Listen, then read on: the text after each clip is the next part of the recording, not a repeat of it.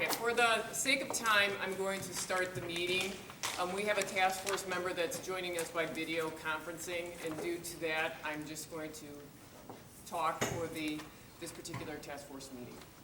Our agenda this evening is going to be Dan Milliken, the director of ODHH, is going to review the BEI and just follow up on any questions from the last meeting. I did collect your index cards. We then gave him the list of questions so that he can answer what pertains to BEI. He's also going to talk about ODHH's future plans to address other questions that are not in the scope of this task force, which we will clarify tonight.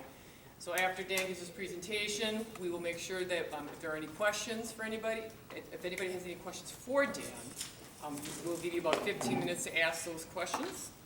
After that, we then, as a task force, will review what questions have still yet to be answered and determine is that within the scope of the task force or what answers that we do have. I have spent a lot of time looking through these questions and looking up answers, so I think I have a lot of it, but I would like the task force to say yay or nay, or we need to add something else to that. So we're just going to review those unanswered questions at that point. And after that, we will then review who is on the subcommittees. If you have people that have sought you out to join the subcommittee, I'd like to know who those individuals are. And then we will make a final invite to anybody else that is interested. I do think we have to be careful. Nobody has reached out to me yet to be on the certification committee at this point yet. But I don't think 20 people on a subcommittee would be really effective, so we'll have to talk about what's a reasonable number. And I don't want to make it specific about numbers, but we have a lot of work to do this summer, and so for individuals that want to serve on subcommittees, they have to be very committed to meeting a couple times a month throughout the summer to get the work done that we need to get done by September. Okay? Okay, so with that, any questions from the task force? There are a couple people from the task force that contacted us to say that they'll be running late. So I'm just, like I said, I'm just going to go ahead with the meeting. At the end of the meeting, I will again open it up for public comment, the last 15 minutes of the meeting. Okay? All right, so with that, I'm going to introduce Dan Milliken, Director of ODHH. We are just going to go ahead and start with the questions, get some things answered, and then answer any additional questions that you may have. Okay. Sounds good. All right, hello everyone. Before I go ahead, is this a good spot for me to be? Can everyone see me clearly if I stay right in this general area? I just want to make sure everyone has clear visibility. Can you hear the interpreters? Are we good? Everybody hear a voice? Perfect, beautiful. Okay. Thank you for having us here this evening to follow up on the previous month's meetings that we were involved in relating to the BEI and the WIDA. As Pam mentioned, my name is Dan Milliken. I'm the director of the Office for the Deaf and Hard of Hearing. Amber Mullet was with us last meeting, but she had a family conflict come up. Her son got really sick, so she was unable to be here this evening. But I'm going to go ahead and answer your questions. Yeah, things happen in life, you can't control. So as I was talking with Pam, this is the list of questions that we came up with, and I will respond to each question. First, I will sign the question, and then I will sign the answer. If you need me to clarify or need more information, let me know. Sound good? Okay, that's the game plan. Yes? All in agreement? Great.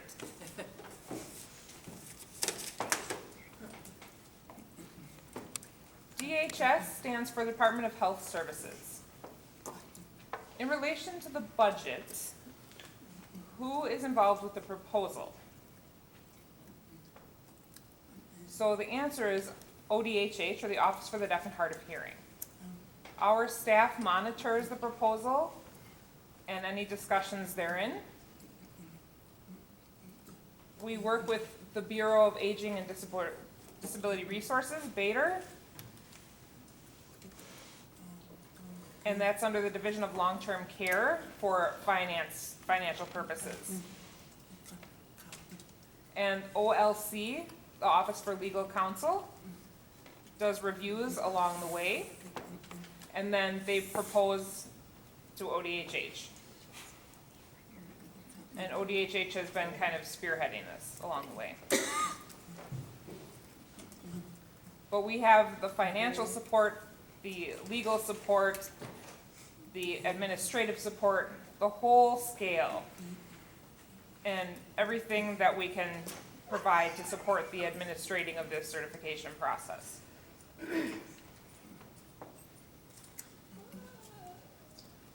Okay, the second part here. DHS, Department of Health Services. The law, 2009 Wisconsin Act 360, states that administer program. DHS administers the WIDA currently, and therefore they would be currently administering the BEI. ODHH would be administering the BEI as well. So that answers that question pretty straightforwardly.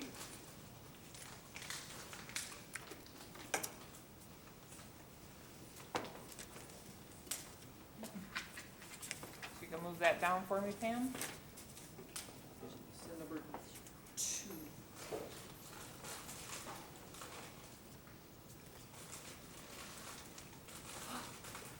Uh-oh. Oh, hello there. We have a person via Zoom joining us here. Just making sure she can see me okay. If you can't see me, just voice and the interpreters will get my attention. Can you hear the interpreters? Or you're going to watch me sign? Okay, great.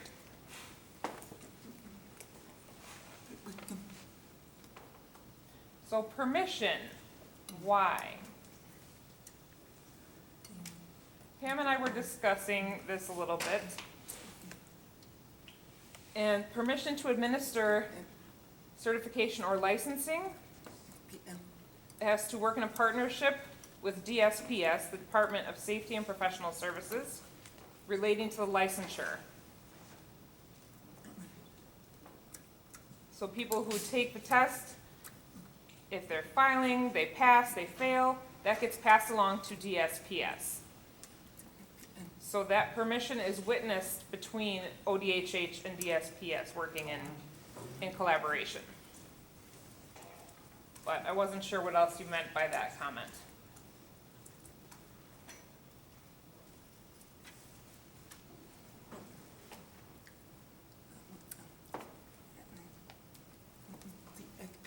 Any grievance that's filed with DSPS gets reviewed.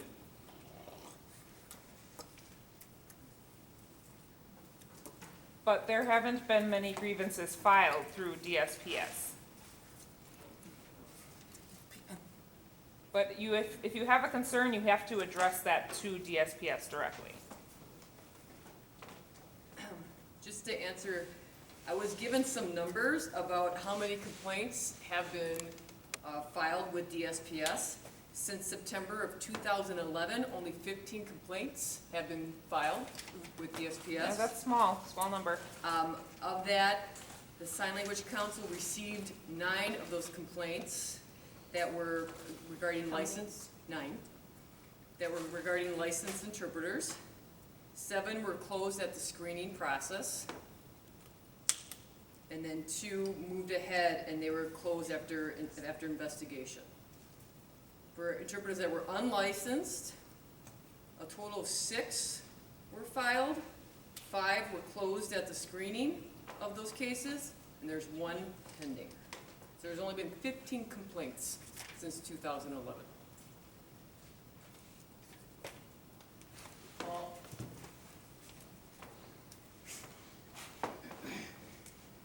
Okay. Great. So, do I need to explain? We need to explain the end part or no? Okay.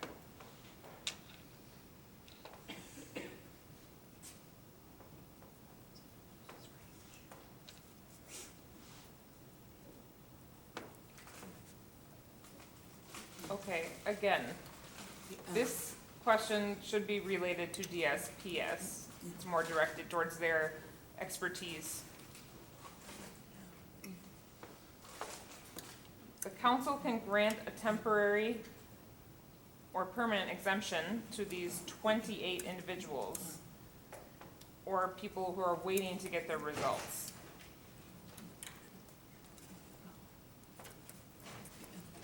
But it has to be witnessed and verified by DSPS. They need to be recognized by DSPS. But that question is not under ODHH's scope of practice. That's under DSPS.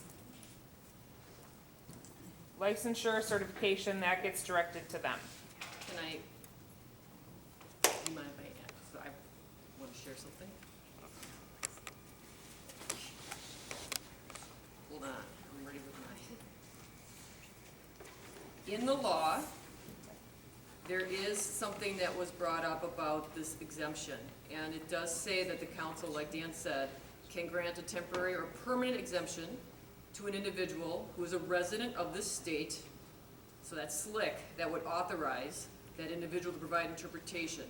And if you look at the administrative rules, 202, it explains how you make a request for that exemption if you are an unlicensed interpreter, and then it tells you what the criteria is for that request for an exemption. And it's pretty extensive if you look in the administrative rules for sign language interpreters. There is a process for you. So I would strongly encourage folks who are interested in that to review that. And so that's something that at the task force I would like us to review as well. I'm looking at what that exemption states. Okay? But we're going to get to that later. I just want to say that. And the only time that it says you cannot, the council may not grant an exemption, like Dan said, for individuals who are waiting to take a test for the National Association for the Deaf, or for RID, or for WIDA. So if you're waiting for a test result and you need to take a test, that's when the exemption can't be granted. So that's in the administrative rules as well.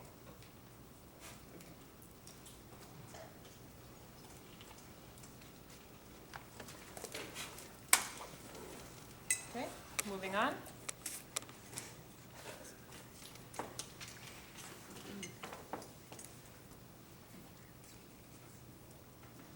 Okay, what? I can explain this now. Okay.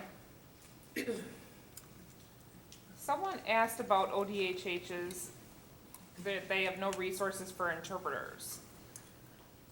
So I just wanted to clarify a few things. ODHH is responsible to administer the WIDA. That's our primary responsibility. To pay for interpreter services through the service fund. We provide communication access. We provide consultation to different state agencies, nonprofits, human services, different organizations, businesses, and consult them and advise them on how to find interpreter services.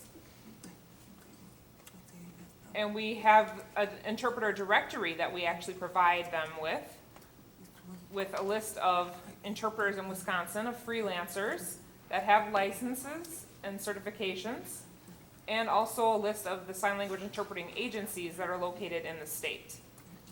It's on our website.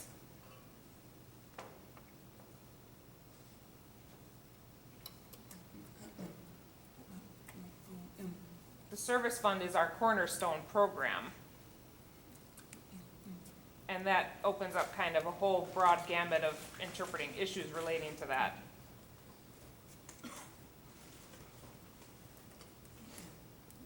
To clarify, we do not provide legal advice. We do refer people to the legal aid office if people need help getting an attorney, or if they want to talk to an attorney. Maybe someone doesn't understand ADA. We can provide consultation in that role, and what effective communication means, such as getting captioners, getting interpreters. But we do not provide legal advice at all. I just want to be very clear, crystal clear.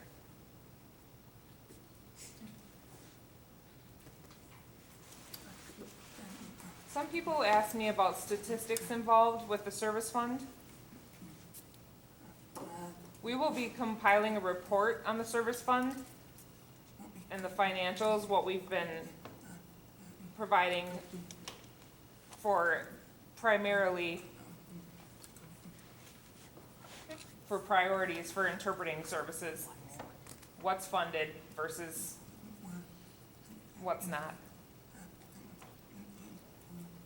And the administrative code, chapter 77 under DHS, has priorities and non-priorities listed as criteria. And we had passed that out, I believe, in the past, so you can review that at your leisure. We do not keep track of a percentage of deaf and hard of hearing individuals. We just keep track of, in general, the financial part of it. What the organizations are, what the services were, what the priorities were that were met. That's how we compile our report. Is that clear? Any questions on the service fund? Okay. Let's move down to the BEI.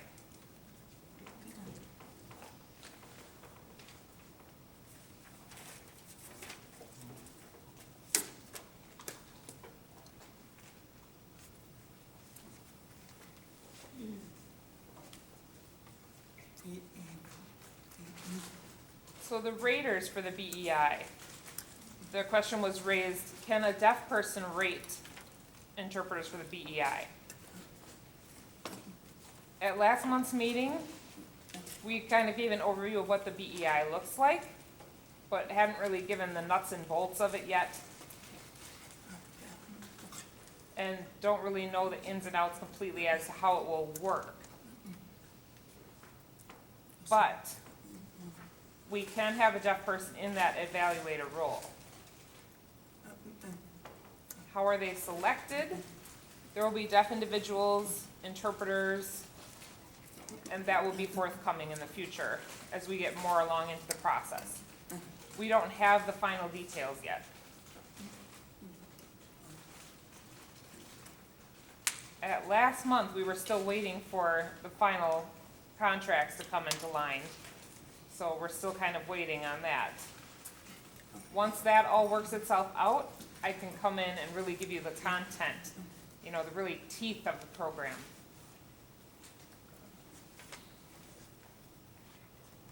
The contract is with Texas, between Texas and Wisconsin. How long did ODHH oversee the BEI before discussing it with the community? And will they include the community in future meetings regarding the discussion? I want us to be on the same page relating to the language yet. We haven't gone ahead with the BEI as of yet. Nothing has happened yet.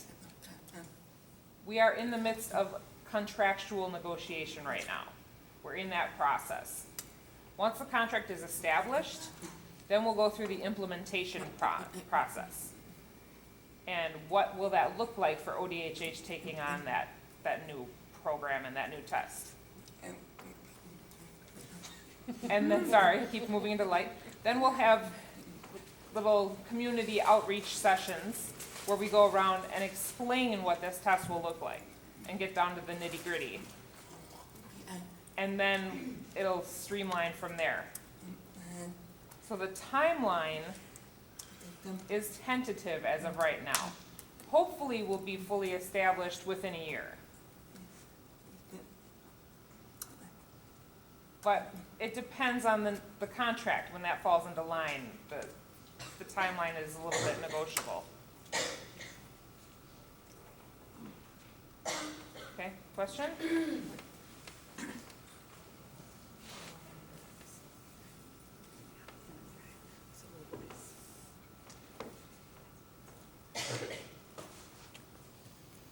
So from what I understand, you haven't implemented, but you've started this process. Now in this process, how are deaf people involved and who are those deaf individuals involved or those hearing individuals that are involved? Just checking in with Terry, all right.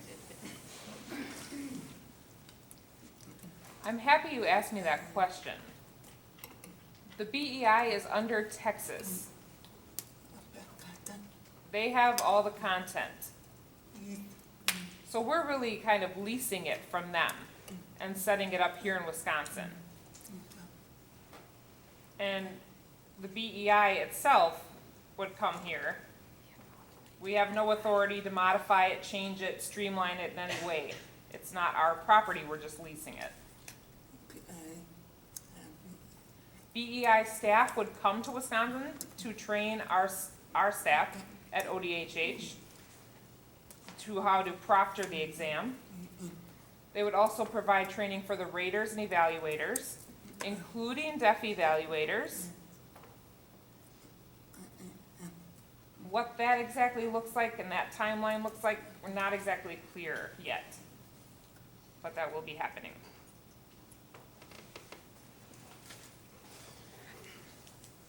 And this is Ashley from the task force. So I am wondering, will CDIs have an opportunity to test with the inheriting of the BEI? Will you have an option for CDIs to be certified? Okay, just checking in with Carrie that you got that. To my understanding, and by looking into the CDI role, I don't have the full answer yet, honestly, but it's possible that those CDIs would be involved in the rating part of the test. I don't think the BEI has a CDI portion yet, but they're working towards it as of right now. And last month, when I was here, we talked about the specialization too of the mental health, the legal, the different aspects of interpreting to kind of get the whole package in the future. So that's another goal that Texas is striving for, to add those extra tenets onto it. Because right now they have BEI Basic, BEI Master, and Advanced. And so they want to involve the deaf consumers right now involved as raters and hopefully incorporate deaf interpreters down the line.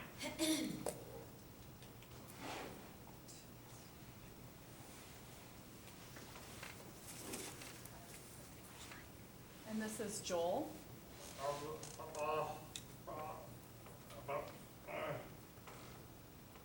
I want to clarify when you are purchasing the BEI, can you explain? Because it seems to me, are you leasing it or are you purchasing it or licensing it? So the big picture is Northern Arizona University did some research based on the BEI.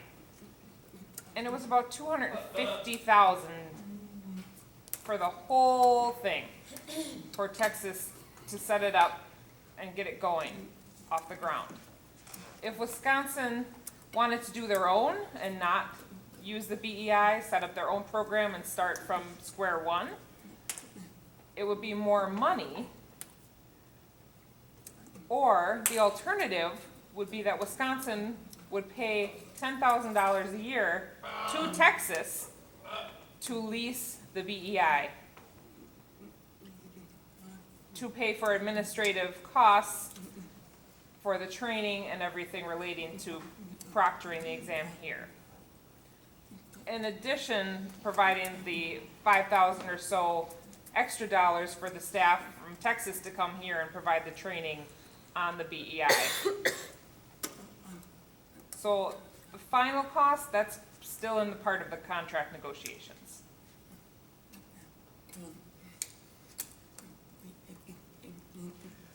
We have full green light support from DHS administration. They're willing to pay for it, so we have full backing at this point. And this is Joel again.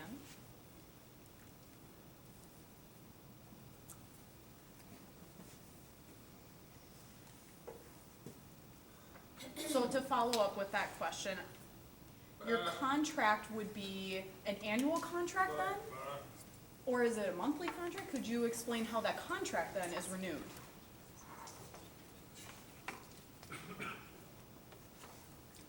That's a good question. The contract is in 5-year cycles. You do pay annually for the leasing. Typically, large contracts have a blanket purchasing, but you do have to pay annually on them.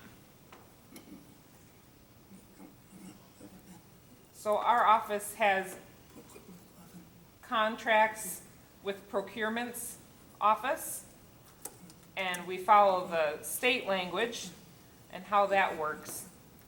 Not necessarily be based on the content of the program, but really more based on the financial responsibilities and the fiscal responsibilities, because they have to agree with Wisconsin, and we all have to get on the same page between Texas and Wisconsin. With liability, with payments, point of contacts, ownership. So some of that legal stuff has to be worked out.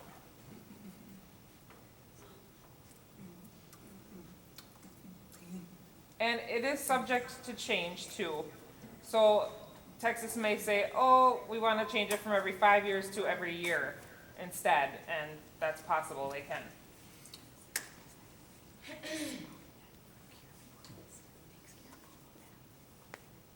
The procurement office deals directly too with Texas, with the BEI.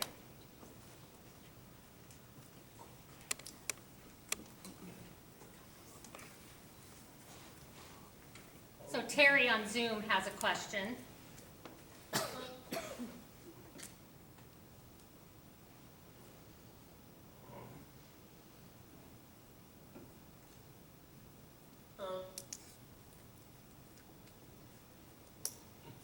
So you did state that ODHH is responsible for taking care of the BEI. In regards to the raters, how does ODHH determine who the raters will be? That's a very good question. At the last meeting, I did explain that BEI's own rules state that in order to be a rater, you must have taken it and passed at a certain level to rate at that level.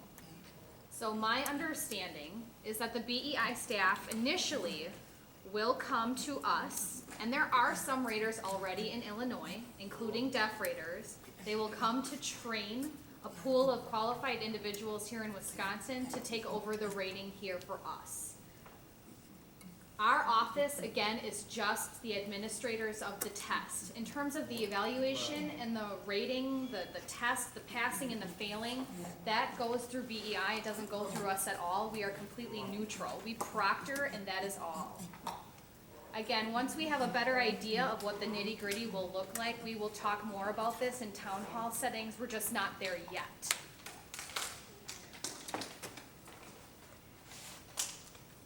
Okay, thank you, Terry said.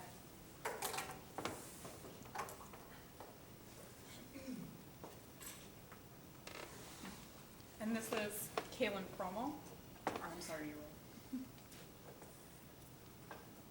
Now, those who have already taken the BEI or have passed the BEI, how soon will we be allowed to use the BEI as part of the whole process for licensing?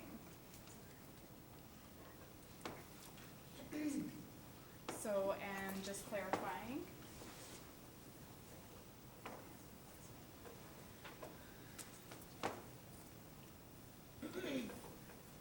And how will you know if the raters pass or fail?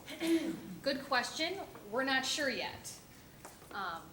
I know some people have, and that's great. We're hoping that they will become a part of our pool of raters.